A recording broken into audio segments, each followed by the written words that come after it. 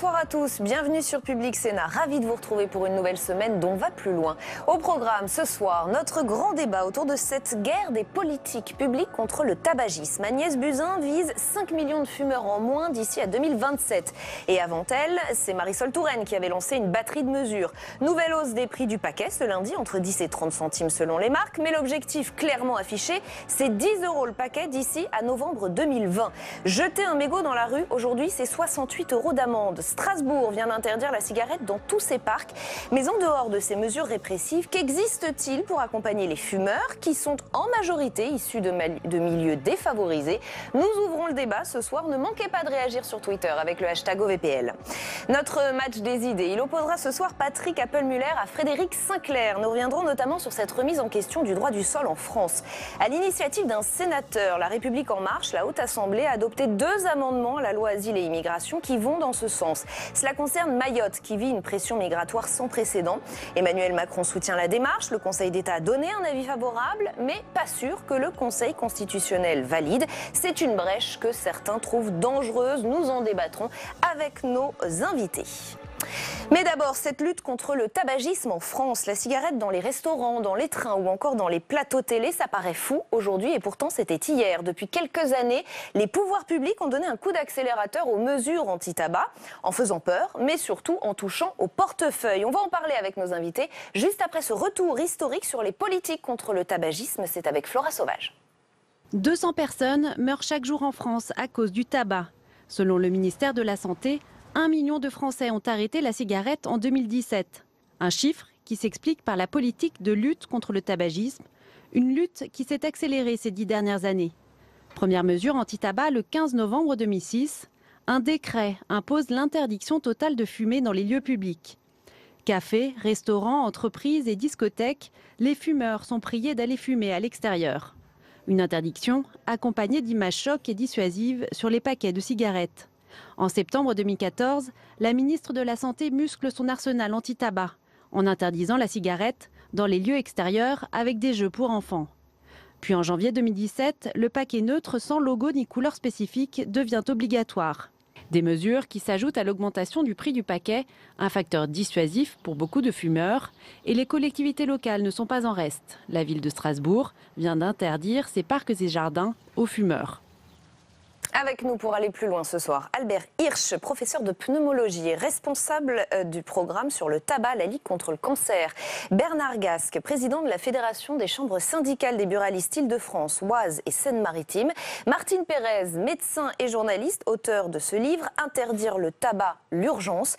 Éric Vérag, entrepreneur, fondateur de la publication Décider et entreprendre. Et vous êtes l'auteur d'un article intitulé Paquet de cigarettes à 10 €, le triomphe de la morale bourgeoise d'En Marche, publié sur le site d'Atlantico. Merci à tous les 4 d'être ici ce soir. Pour savoir si ces décennies de lutte contre le tabagisme fonctionnent ou pas, je voudrais d'abord vous montrer quelques chiffres officiels. La France compte près de 16 millions de fumeurs. Entre 18 et 34 ans, près d'1 personne sur 2 fume. Regardons maintenant l'évolution selon les sexes. Chez les hommes, la proportion de fumeurs réguliers a baissé depuis les années 60, passant de 57 à 32% aujourd'hui. En revanche, chez les femmes, la proportion de fumeuses régulières a augmenté sur le long terme, passant de 10 à 26% aujourd'hui. Albert Hirsch, on commence à la gagner cette bataille contre le tabagisme. Qu'est-ce que montrent ces chiffres selon vous ? Écoutez, ces chiffres montrent que le tournant a été pris. C'est-à-dire que maintenant, c'est l'objectif, une génération sans fumeurs, c'est quand ? Ça viendra, mais c'est quand ? Le plus vite possible.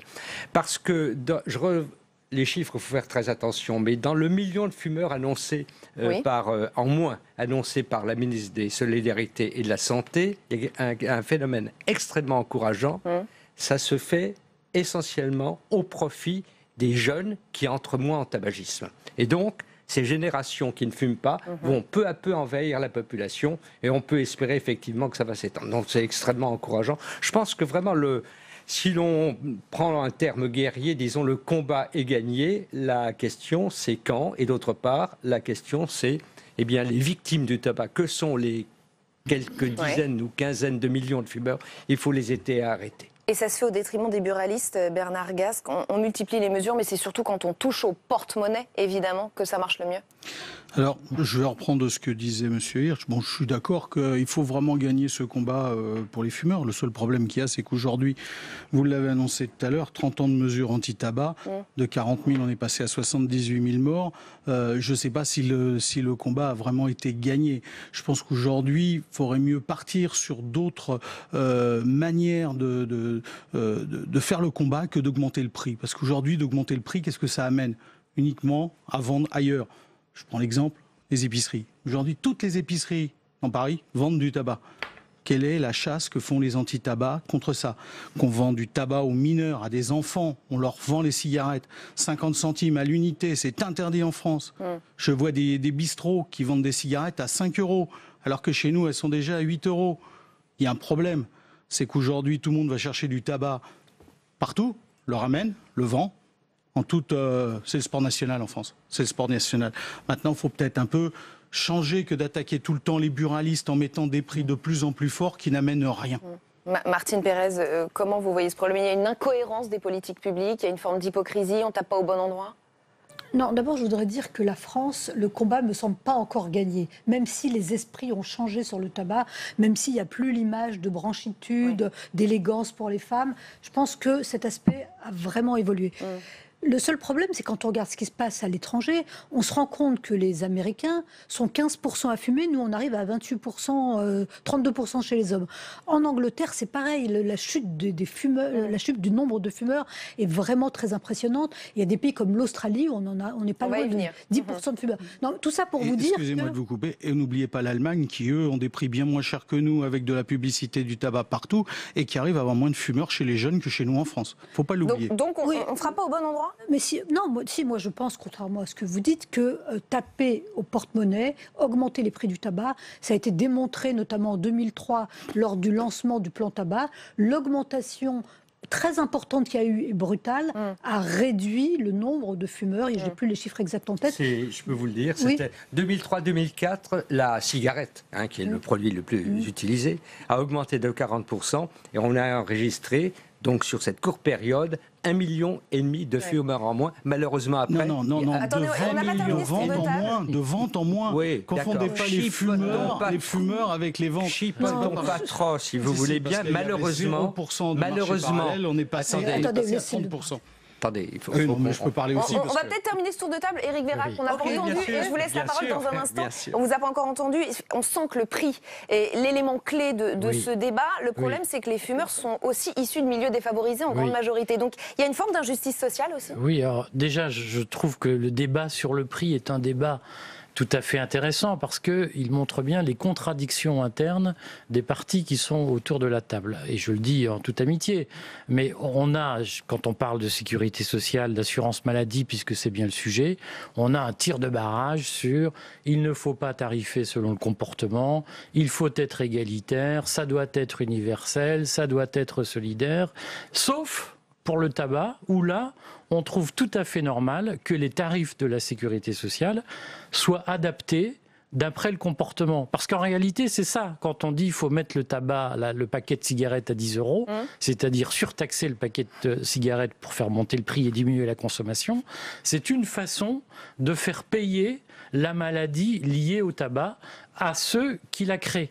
Et donc on dit... On ne peut pas faire de sélection à la sécurité sociale en disant toi tu bois donc tu vas payer plus cher parce que tu auras sans doute un cancer.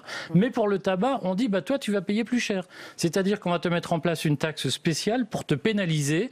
Alors c'est interdit pour toutes les autres maladies puisque là on parle du tabac, enfin parlons du sucre et parlons des professeurs d'université, des diabétologues qui sont régulièrement payés par l'industrie du sucre pour expliquer que le sucre c'est pas dangereux pour la santé. Là il y a un silence total. Alors, on va laisser répondre Albert Hirsch et on va prendre des exemples. Un débat sur le sujet qui est que le prix vise à pénaliser d'après le comportement. On va revenir au prix. Je voudrais tordre le cou à une rumeur qui est fausse, à savoir que d'augmenter le prix du tabac, c'est inégalitaire. Parce que lorsqu'on augmente le prix de manière significative, et il est augmenté de manière significative, depuis quelques années. Eh bien, tout le monde y gagne, y compris les fumeurs économiquement les plus défavorisés. C'est vrai que les fumeurs les plus, pardon du terme, les plus riches diminuent plus fortement que les fumeurs les plus pauvres, mais les fumeurs pauvres diminuent également. Et il n'y a qu'un seul perdant. Ils diminuent plus parce qu'ils sont mieux aidés, parce qu'ils vont voir des hypnotiseurs, parce qu'ils sont mieux informés, mieux accompagnés. Ils vont mieux accompagner. Il y a de multiples causes. Il n'y a qu'un seul perdant, une seule perdante, c'est l'industrie du tabac. Et ça, c'est absolument clair. Donc, ça n'est pas juste. Oui, parce que... Bon, écoutez, c'est les chiffres de l'INSEE. Non, alors, ce ne sont pas les chiffres Martine Pérez, et ensuite on va continuer. Vous avez bien fait de me mettre à côté de M. Hirsch, puisque je suis tout à fait d'accord avec lui. Oui, on s'en doutait comme d'habitude. Non, mais je voulais dire, aujourd'hui, le tabac tue particulièrement dans les milieux défavorisés. C'est la drogue du pauvre? Oui, enfin, je ne sais pas si c'est la drogue du pauvre ou pas, je n'utilise pas ce genre de mots, mais en tout cas, ça tue vraiment dans les milieux défavorisés. La différence d'espérance de vie qu'il y a entre un cadre et un ouvrier est en partie liée au fait que le tabagisme est plus répandu dans certains milieux. Les cadres, ils arrêtent souvent à 30 ou 40 ans, ils ont compris qu'il faut faire du sport, ils ont compris les messages, ils arrêtent. On continue à fumer encore dans certains milieux. Et on a montré aussi que l'augmentation du prix, justement dans les milieux les plus défavorisés, incite à réduire la consommation. Alors je ne comprends pas tout ce débat. Cette histoire d'épicerie où on vend du tabac, ça existe sans doute, mais c'est complètement minoritaire. Il y a des études qui ont montré que la problématique de la contrebande... Je termine, que la problématique de la contrebande était... était valorisé par l'industrie du tabac pour démontrer qu'il ne faut pas augmenter les prix. Donc, vous voyez, c'est quand même... On a fait une fiche tabac dans l'Essonne. Une épicerie a été attrapée avec 9 000 € de stock de tabac dans son... Oui, non, mais je sais bien, tout est marginal. Ce qu'il nous dit, c'est que ce n'est pas anecdotique. Mais tout est marginal, je suis d'accord avec vous. Seul problème, c'est que vous faites toutes les épiceries. Aujourd'hui, vous savez, les tabacs, ils ferment en général vers 20h. Quand on veut des clopes, qu'est-ce qu'on fait? On va à l'épicerie d'à côté, on va chercher un paquet de clopes. On va juste poursuivre. Mais là, c'est les mineurs qui la comparaison avec l'étranger, puisque vous l'évoquiez, Martine Pérez, les législations anti-tabac sont effectivement beaucoup plus restrictives à l'étranger. Prenons 2 exemples, les États-Unis.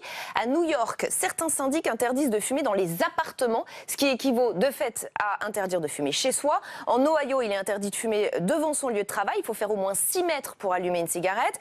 Et l'Australie, évidemment, l'autre exemple bien connu pour sa lutte acharnée contre le tabagisme. Le paquet neutre est en vigueur là-bas depuis 2012. Dans les magasins, les cigarettes sont cachées derrière le comptoir du vendeur enfermé dans un placard. Le prix moyen du paquet de cigarettes, c'est 16,36 € et les autorités visent le paquet à 27 € en 2020. Éric Verhaeghe, est-ce que vous considérez que ça va trop loin? Oui, parce que moi je trouve que ce qui est justifiable, c'est de dire qu'il y a un coût des maladies liées au tabac qu'on peut estimer aujourd'hui. L'assurance maladie estime qu'il se situe autour de 12 milliards d'euros. Il faudrait retirer de ces sommes les gains qu'on fait sur la retraite liés aux morts prématurées de ceux qui fument. Et en face, les taxes vont rapporter beaucoup plus d'ici 2022, d'ici 2021, que ce que coûte le tabac. Donc en réalité, on est aujourd'hui en train de dire aux fumeurs, vous allez payer au-delà pour ceux qui sont en bonne santé. Alors, moi, d'une certaine façon, ça me réjouit parce que je pense qu'en effet, il faudrait, à la naissance, faire un bilan génétique des enfants qui naissent et dire, bah, toi, tu as moins de chances d'être malade, donc tu payeras ta sécu moins cher que ceux qui ont plus de chances d'être malades. Albert Hirsch, une Simplement, on va évidemment très loin. Excusez-moi, moi je réagis.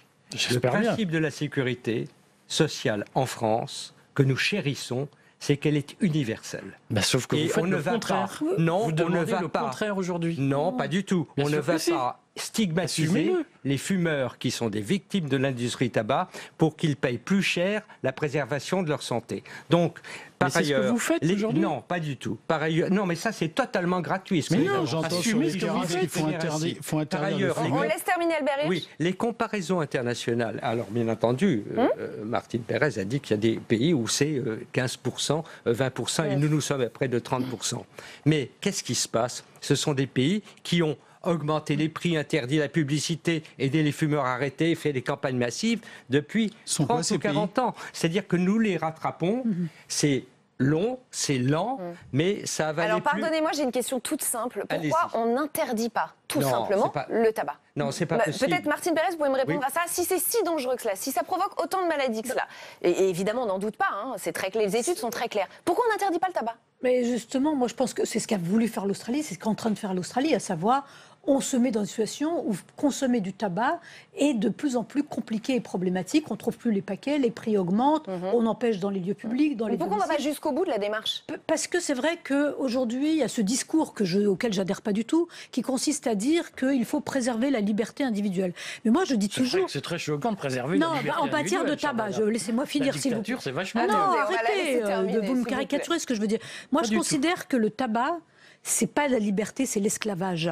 L'esclavage, c'est ne pas pouvoir arrêter de fumer alors qu'on a envie d'arrêter de fumer. C'est ça l'esclavage. Et quand les gens nous racontent à droite et à gauche, vous voulez empêcher les gens de fumer, vous êtes libertine, je dis non. Autour de nous, on a tous des gens qui sont morts d'un cancer du poumon, tous des gens qui sont morts d'un infarctus jeune parce qu'ils fumaient trop, tous des amis qui ont eu des bronchopneumopathies obstructives graves. Des morts de voitures. Non, mais arrêtez, je vous dis que le tabac est un produit inutile qui ne sert à pas grand-chose. Les enfants sont initiés au tabac à 13 ans. Il y a même un médecin américain qui disait c'est une maladie pédiatrique. On commence à 13 ans pour faire comme tout le monde. On rentre dans un engrenage. L'industrie du tabac a manipulé tant et plus l'image et la vision du tabac pour inciter les jeunes à fumer en faisant croire aux garçons que c'était viril, en faisant croire aux petites filles que c'était féminin et élégant. On en arrive effectivement à une situation où, moi je suis contre l'interdiction pure et simple parce que c'est vrai que c'est pas possible. Il y a une forme mais en revanche, d'hypocrisie.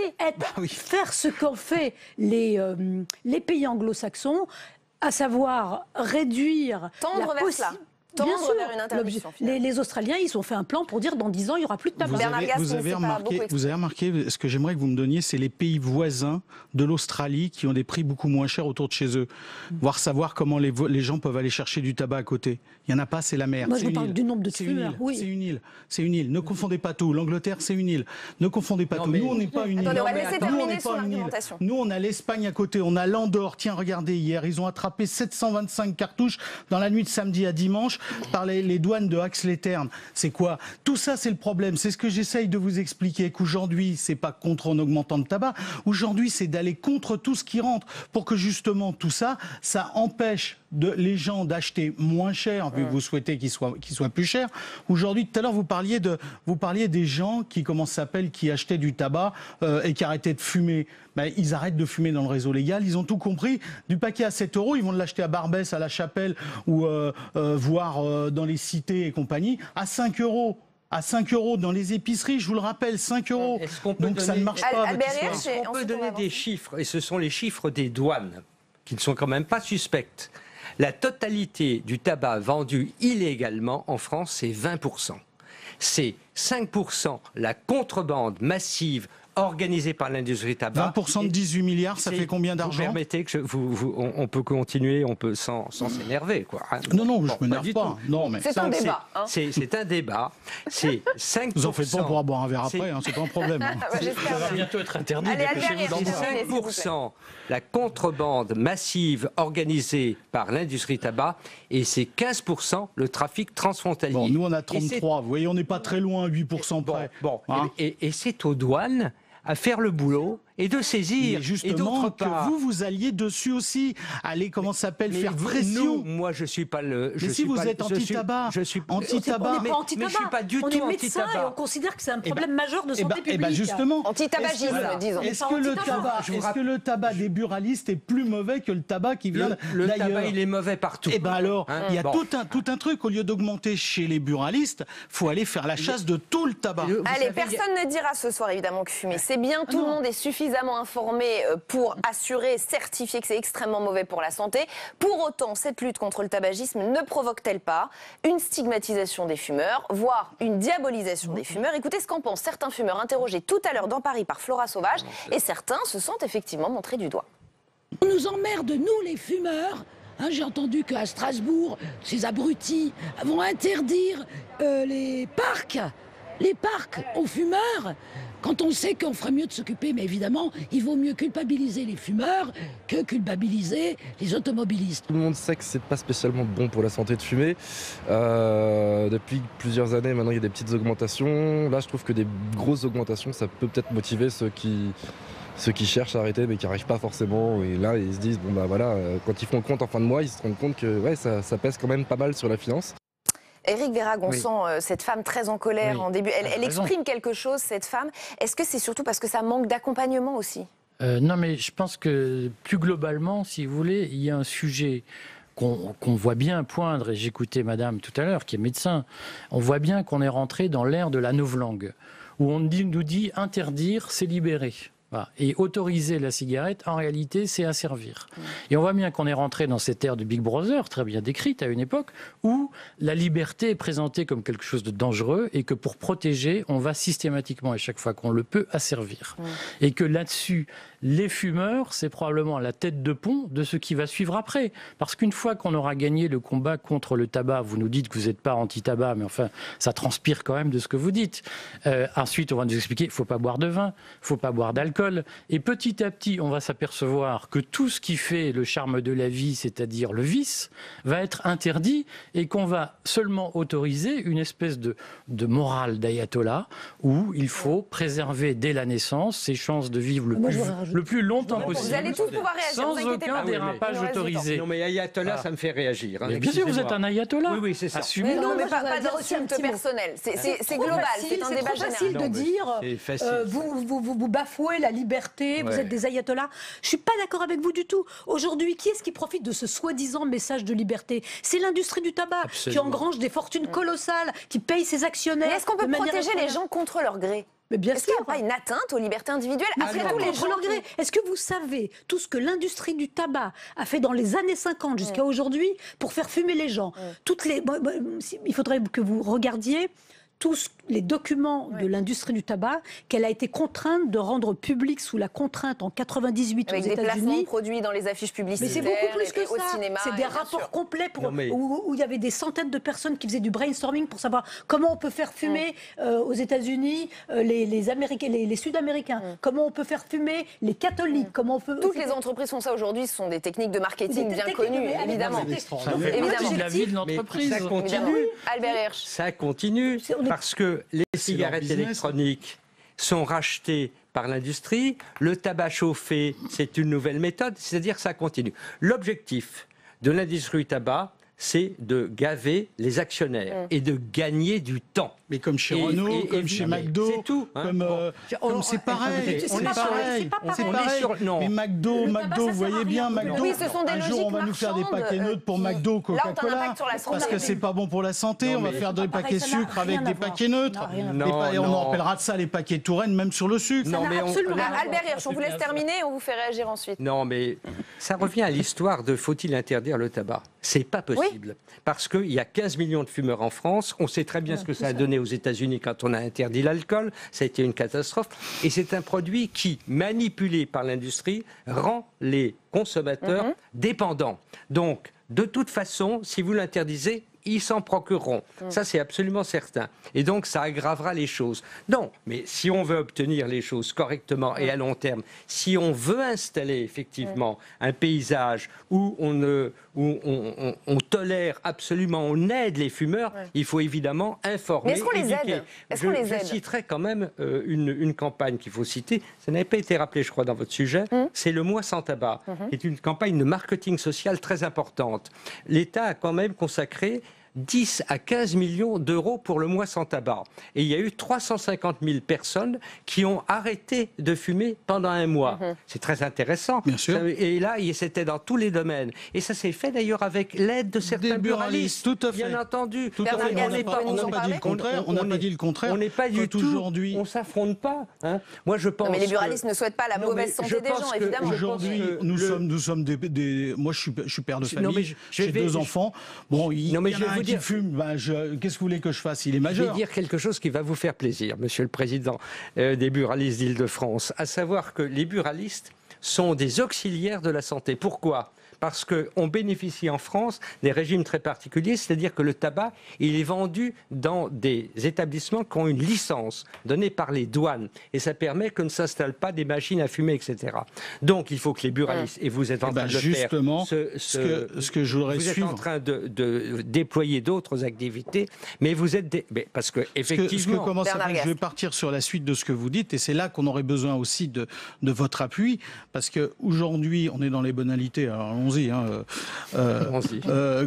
Aujourd'hui, on a besoin aussi d'aide. Aujourd'hui, vous parliez de l'Angleterre qui avait eu de la baisse de vente de tabac. Aujourd'hui, en Angleterre, ils font la promotion dans les endroits où ils vendent du tabac sur le vapotage. Aujourd'hui, on aurait besoin justement d'avoir un peu d'appui pour pouvoir mettre ces choses-là. Aujourd'hui, les gens qui vont passer au vapotage dans 6 mois, dans 1 an, ce sont des clients qui sont chez nous.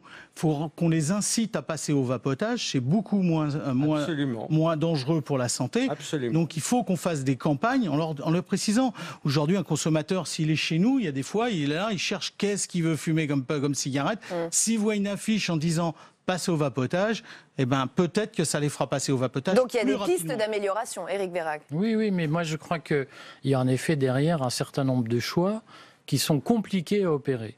Alors on dit on ne peut pas interdire le tabac. En réalité, on interdit le cannabis, par exemple, qui est une pratique qui ressemble, parente de celle du tabac. Et on voit bien que c'est criminogène l'interdiction, puisque ça nourrit des réseaux, ça nourrit, etc.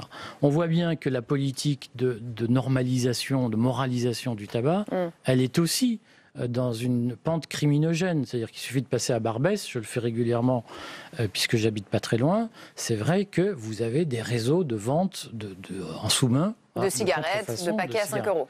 Et donc on voit bien qu'aujourd'hui on est sur des choix qui sont très moraux, on se donne bonne conscience en disant on protège les gens, etc. Et en réalité on fabrique de la criminalité. Et sur le tabac, plus on ira dans une ligne dure, plus il y aura de la criminalité qui va être générée parce qu'on va avoir de la contrefaçon, des cigarettes de mauvaise qualité écoulées sur le marché et qui vont être beaucoup plus dangereuses pour la santé. Donc je pense c'est pas tout à fait ce qui se passe à l'étranger. Martine Pérez, peut-être pour conclure parce qu'il nous reste une trentaine de secondes. Non, mais c'est pas du tout ce qui se passe à l'étranger. En France, d'ailleurs, on a interdit des éléments qui sont pas toxiques. Par exemple, on a interdit les OGM, ça n'a jamais tué personne. Tout le monde a trouvé ça normal. On a interdit le biphénol A. Il y a beaucoup d'études là-dessus. C'est pas du tout clair les effets sur la santé, même si ça mérite d'être creusé. Mais le tabac, ça dérange personne, c'est complètement fou. Moi, il y a une chose que je ne comprends pas, c'est pourquoi, contrairement aux pays anglo-saxons et aux États-Unis, il n'y a pas eu de procédure judiciaire contre l'industrie du tabac ou contre l'État pour laisser sur le marché un produit qui tue autant de gens. Et on restera sur cette question. Voilà. Merci à tous les 4 d'avoir participé à ce grand débat. Dans un instant, c'est le match des idées. Il va opposer Patrick Appelmuller à Frédéric Sinclair. Nous allons notamment revenir sur cette question de droit du sol. Mayotte subit une forte immigration en provenance des Comores. Des femmes enceintes prennent des risques énormes pour venir accoucher sur le territoire français. Un sénateur, La République En Marche, dit stop et fait adopter 2 amendements. Emmanuel Macron le soutient. Sandra Cerquera. L'unique maternité de Mayotte au bord de l'implosion, avec plus de 25 naissances en moyenne par jour. 3/4 des enfants qui y naissent sont de parents étrangers, sans papier, et peuvent ainsi devenir français à l'âge de 13 ans. C'est pour endiguer ce flux migratoire qu'Emmanuel Macron veut limiter dans cette île le droit du sol, inscrit dans la Constitution. Il s'agit de préserver le droit du sol, qui est l'un de nos principes fondamentaux, en adaptant ses conditions d'exercice à la réalité de ce territoire. Cette évolution, je l'ai notée, fait consensus sur le territoire. Le président fait allusion à une proposition de loi déposée par ce sénateur En Marche. Elle prévoit que tout enfant né à Mayotte ne pourra être régularisé que si l'un des parents réside légalement en France depuis 3 mois. Une telle entorse au droit du sol est justifiée pour le sénateur mahorais Mohamed Tani Swalili. Il y a une immigration massive qui vient des Comores, et d'autant plus massive que les Comores continuent à revendiquer Mayotte, disent à leur population « allez là-bas en masse ». Il y a tellement de naissances dans l'hôpital de Mayotte qu'aujourd'hui, pour relever le défi, par exemple, de la scolarité, il faudrait construire une salle de classe par jour. Emmanuel Macron semble donner raison à Laurent Wauquiez, qui réclamait aussi la révision du droit du sol. Mais certains, notamment à gauche, dénoncent une atteinte à la Constitution. Le Conseil d'État estime que cette proposition de loi ne remet pas en cause les règles essentielles en matière de nationalité, car elle ne s'appliquerait que sur un territoire limité. À Mayotte, 40% des habitants sont des clandestins. Avec nous pour ce match des idées ce soir, Patrick Appelmüller, bonsoir, directeur de la rédaction de l'Humanité. Frédéric Sinclair, bonsoir et bienvenue, analyste politique, écrivain et auteur de ce livre, La droite face à l'islam. Bienvenue à tous les deux. Le droit du sol est une des règles les plus symboliques de notre pays. C'est un sujet extrêmement sensible, on l'a vu, cela ne manque pas de provoquer un débat politique où le Rassemblement national exprime un avis tranché. Regardez ce tweet de Nicolas Bay. Nous souhaitons supprimer le droit du sol partout. À Mayotte, la situation est intenable. L'immigration clandestine crée une situation de chaos. L'État a totalement démissionné. Fin de citation. Regardez maintenant ce tweet de la sénatrice écologiste Esther Benbassa. Pas à pas, nous nous rapprochons du pire. La fin des principes même de notre République. Bientôt, le droit du sang sur tout le territoire. Point d'interrogation. Cette brèche vous paraît-elle dangereuse, Patrick Appelmüller? Ah oui, tout à fait, parce qu'elle écorne des fondements de la République qui a été constituée dès la Révolution française et qui est effectivement l'appartenance, la nationalité française issue du droit du sol. On choisit de le faire dans un département d'outre-mer, dans lequel on va donc mettre en place une politique discriminatoire, doublement discriminatoire, et avec des arguments qui sont très inquiétants. Entre la submersion migratoire dont parle M. Collomb et les propos du député En Marche de Mayotte, il n'y a pas une grande différence. J'ajouterais que c'est une situation très particulière, Mayotte. Je rappelle quand même qu'un référendum d'indépendance qui concernait les 4 îles des Comores a eu lieu, qu'il a donné très majoritairement une adhésion à l'indépendance, sauf dans une île qui est très proche de la grande île en jouant des Comores, et dans lesquelles les populations sont extrêmement mêlées. Les familles sont dans une île et dans une autre. On a créé une situation extrêmement complexe en n'appliquant pas ce qui était une résolution de l'ONU. Je rappelle que cette décision française est contraire et n'est pas reconnue aujourd'hui encore par l'ONU. On a créé une situation qui effectivement est de haute tension.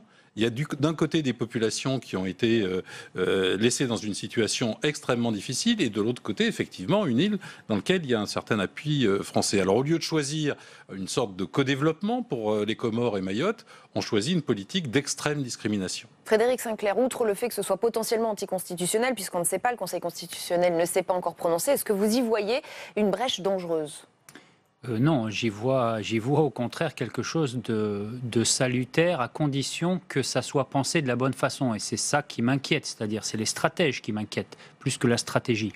Une suspension du droit du sol, globalement, ne m'inquiète pas plus que ça si elle est organisée par des gens modérés. On voit en ce moment que ce n'est pas les modérés qui donnent le là en Europe. Et aujourd'hui, et en France non plus. Là. Et en France, non plus, parce qu'on est soumis à un agenda qui est calé sur une pression migratoire et un sentiment de désappropriation culturelle, identitaire, très fort, qui n'est d'ailleurs pas le problème de Mayotte. Il faut bien le souligner, c'est-à-dire que le problème migratoire en France, à mon avis, est essentiellement culturel. Le problème de Mayotte est essentiellement économique, politique et social.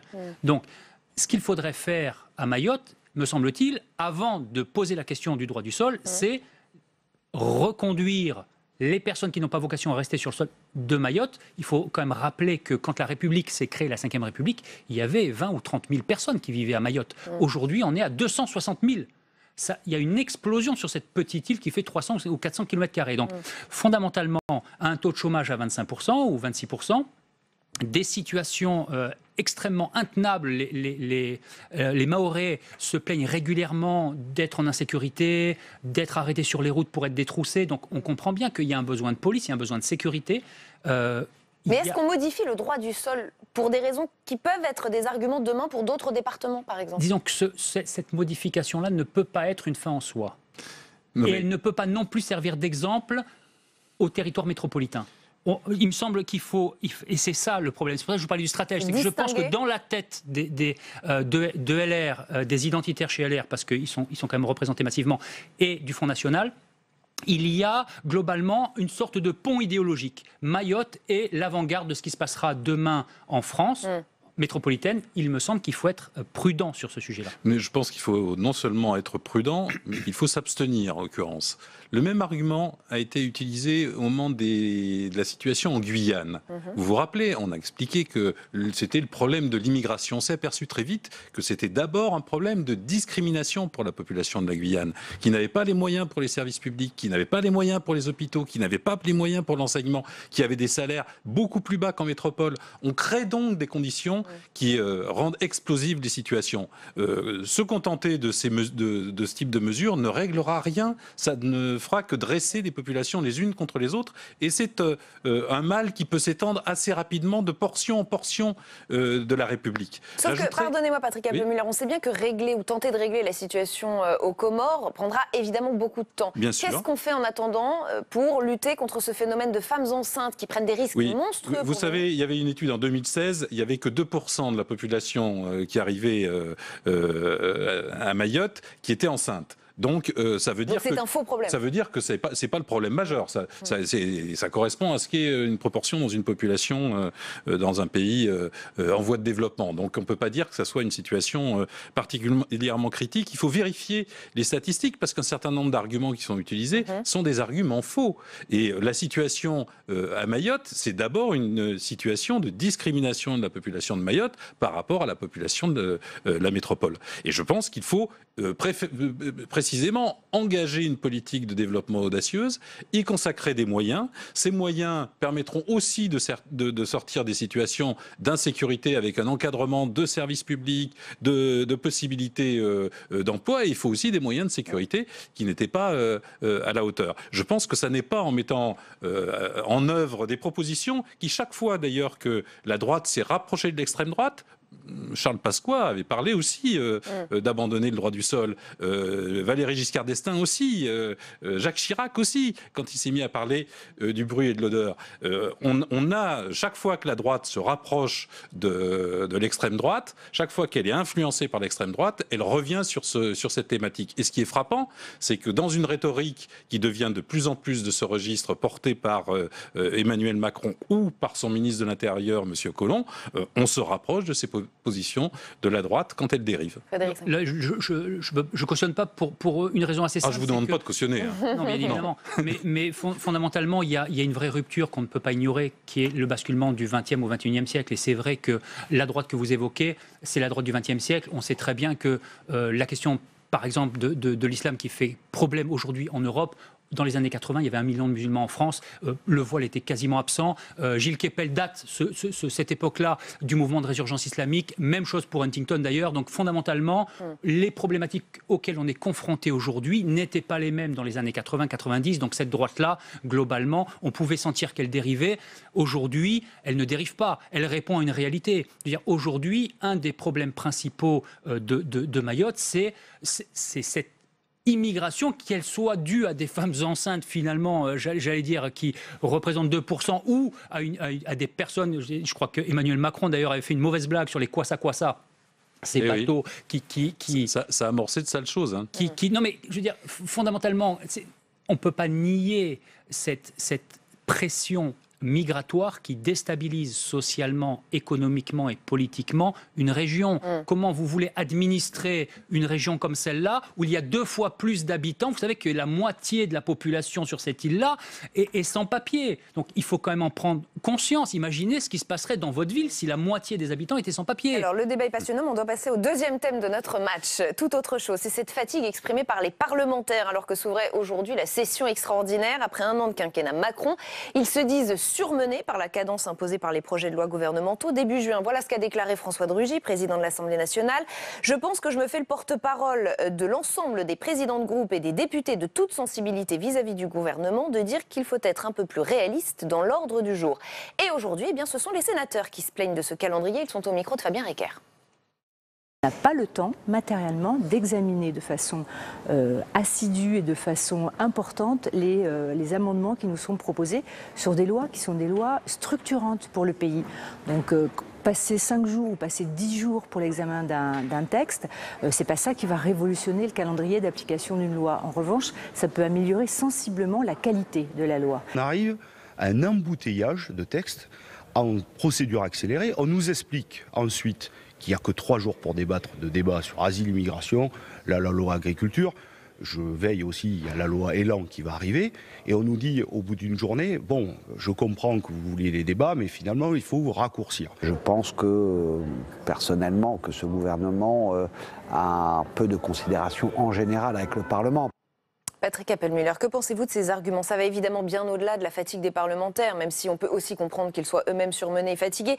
Mais ces textes qu'on essaye de voter comme ça, en chaîne, un peu trop vite, est-ce qu'on peut même y voir peut-être une tactique politique? Je crois qu'il y a une double stratégie. La première, c'est d'empêcher l'intervention de l'opinion en engageant toute une série de textes à la file, dans des procédures expéditives, pour empêcher que l'opinion puisse se saisir des sujets qui sont développés. Et la deuxième, c'est créer des conditions d'embouteillage telles au Parlement, et je pense que le discours sur le burn-out des parlementaires est complaisamment répandu, aussi parce que le gouvernement veut réduire le temps d'examen et les possibilités d'intervention des parlementaires sur la loi. Il veut se préparer, dans la réforme institutionnelle, à faire que les amendements puissent être adoptés en commission et non pas dans l'hémicycle, avec un débat d'hémicycle. Et donc, il y a une volonté tout à fait déterminé de créer des conditions difficiles d'exercice du travail de parlementaire pour pouvoir le nier ensuite dans la Constitution.